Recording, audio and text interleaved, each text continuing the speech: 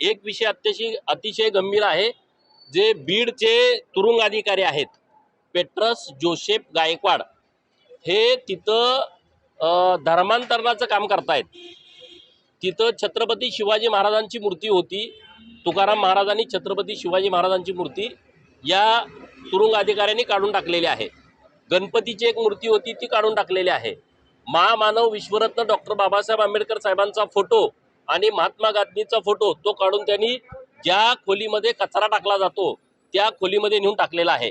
आतमध्ये सगळे बायबलमधले स्लोगन लिहिलेले आहेत आणि रोज तिथले कैदी हे वारकरी संप्रदायाची भूमिका घेऊन पुढं रोज भजन कीर्तन हे जेलमध्ये व्हायचं, ते भजन कीर्तन त्यांनी पूर्णपणे बंद करून टाकलेलं आहे। आणि सर्व तिथले जे कैदी आहेत त्यांना धर्मांतरण तुम्ही करा, तुम्हाला 1 लाख देतो, 2 लाख देतो, अशा पद्धतीची भूमिका ते त्या जेलमध्ये घेत आहेत। आणि तिथला एक पाद्री आहे, तो आठवड्यातनं 2-3 वेळा हा या जेलरला भेटायला येतो। त्यामुळे CCTV फुटेज तिथं उपलब्ध आहे।